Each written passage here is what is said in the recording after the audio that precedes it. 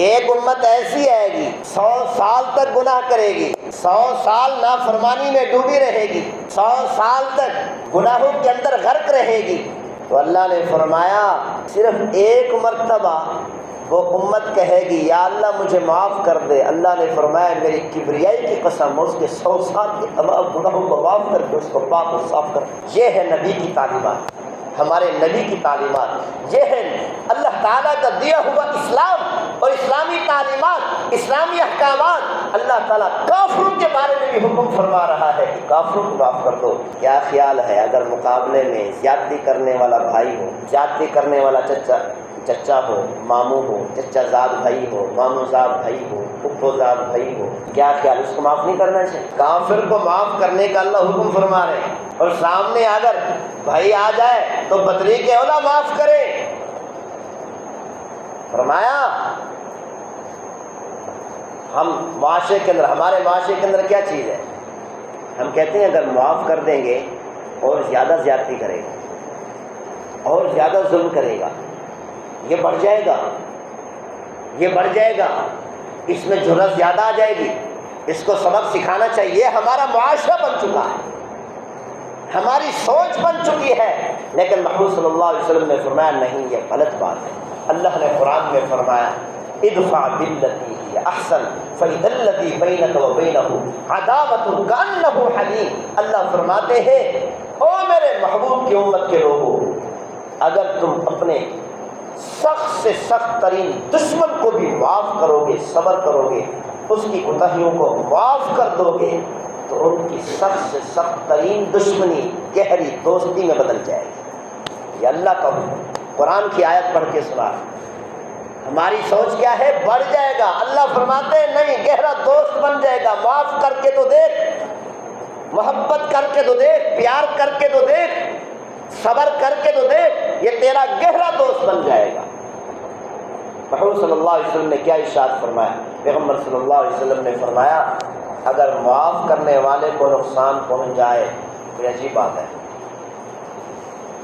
آخر الزمان نبی صلی اللہ علیہ وسلم نے ضمانت اٹھائی، دنیا اور آخرت کے سردار نبی، نبیوں کے نبی، رسولوں کے رسول، ساری کائنات کے 18,000 کم پیش مخلوقات کے نبی، زمین اور آسمان کے نبی، سورج چاند ستاروں کے نبی، جس پیغمبر کے بغیر قیامت والدن جنت کا دروازہ نہیں کھلے گا، جب تک میرے محمود صلی اللہ علیہ وسلم جنت میں داخل نہیں ہوں گے۔ ہر انسان پر، حتیٰ کہ ہر نبی پر جنت حرام ہے۔ میرے نبی کے بغیر جنت کا دروازہ نہیں کھلے گا۔ ایسا نبی ضمانت دے رہا ہے، ایسا پیغمبر ضمانت دے رہا ہے۔ کیا ضمانت دے رہا ہے؟ محمود صلی اللہ علیہ وسلم نے ارشاد فرمایا کہ اگر او میری امت کے لوگوں، مجھ سے محبت کرنے والوں، مجھ سے عشق کے دعوے کرنے والوں، اگر تمہاری کوئی لفظ ہو جائے، ہاں جی کسی سے کوتاہی ہو جائے، کوتاہی کرنے والے کو معاف کر دینا، زیادتی کرنے والے کو معاف کر دینا، ظلم کرنے والے کو معاف کر دینا۔ پیغمبر صلی اللہ علیہ وسلم نے ارشاد فرمایا، پیغمبر صلی اللہ علیہ وسلم نے ارشاد فرمایا کہ اگر معاف کرنے والے کو ذرہ برابر بھی نقصان پہنچے، کل قیامت والے دن آ کر میں محمد سے وصول کر لینا، قیامت والے دن آ کر میں نبی سے وصول کر لینا، میں محمد سے وصول کر لینا۔ پیغمبر صلی اللہ علیہ وسلم ضمانت دے رہے ہیں، آخر الزمان نبی صلی اللہ علیہ وسلم ضمانت دے رہے ہیں، معاف کرنے والے کو کبھی نقصان ہو ہی نہیں سکتا، معاف کرنے والے کو ظالم کبھی نقصان پہنچا ہی نہیں سکتا۔ قرآن مجید فرقان حمید کی آیت بھی ہماری سوچ کے خلاف، نبی کی ضمانت بھی، نبی کا فرمان بھی ہماری سوچ کے خلاف ہے۔ ہمیں اپنی سوچیں بدلنی ہوں، اپنی سوچ، اپنی زندگیاں بدلنی ہوں، محمد صلی اللہ علیہ وسلم کے فرمان کے مطابق کرنی ہو۔ بات کیا کر رہا تھا کہ حضرت موسیٰ علیہ السلام سجدے میں گر گئے، 60-70 ہزار جس نبی کے امتیوں کو قتل کر دیا گیا، وہ بھی آنکھوں کے سامنے بتاؤ نبی کا درد کیا ہوگا، نبی کا غم کیا ہوگا، نبی کا رونا اللہ کے سامنے گڑ گڑانا کیسا ہوگا۔ اور موسیٰ علیہ السلام سجدے میں گر گئے، اے میرے پروردگار مہربانی فرما، اب تو معاف کر۔ اللہ نے فرمایا موسیٰ جا، جو قتل ہوئے ان کو بھی معاف کر دیا، جو بچ گیا ان کو بھی معاف کر دیا۔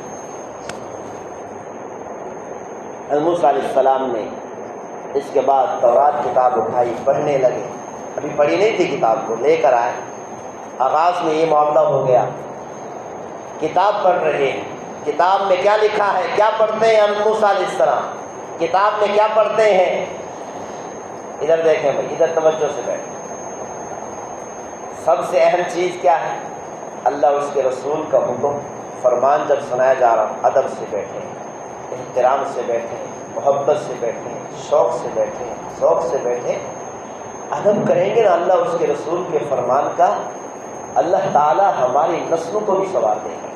ادب ایک ایسی اہم ترین چیز ہے، ادب ایک ایسی خوبصورت چیز ہے، ادب ایک چیز ایسی اللہ اس کے رسول کے ہاں پسندیدہ چیز ہے۔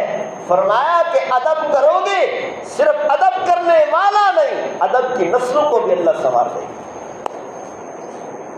اسی لیے اللہ اس کے رسول کا فرمان سنیں، ادب سے بیٹھ کر سنیں، محبت سے بیٹھ کر سنیں، توجہ سے بیٹھ کر سنیں۔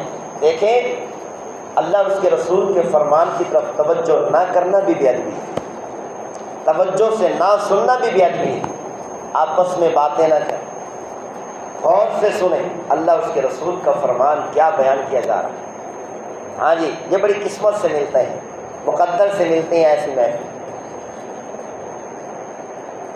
تو اس میں کیا لکھا تھا، تورات میں ہم موسیٰ علیہ السلام نے پڑھا، کیا لکھا تھا کہ ایک امت ایسی آئے گی 100 سال تک گناہ کرے گی، 100 سال نافرمانی میں ڈوبی رہے گی، 100 سال تک گناہوں کے اندر غرق رہے گی۔ تو اللہ نے فرمایا صرف ایک مرتبہ وہ امت کہے گی یا اللہ مجھے معاف کر دے۔ اللہ نے فرمایا میری کبریائی کی قسم، اس کے 100 سال کے تمام گناہوں کو معاف کر کے اس کو پاک اور صاف کر دے۔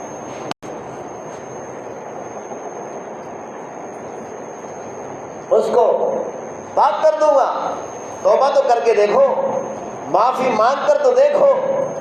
موسیٰ علیہ السلام پھر سجدے میں گر گئے، یا اللہ میری امت نے ایک گناہ کیا، ایک بار شرک کیا زندگی میں، ایک بار شرک کیا، تو نے آرڈر کر دیا ان کے سر تن سے جدا کر دیے جائیں، ان کو قتل کر دیا جائے۔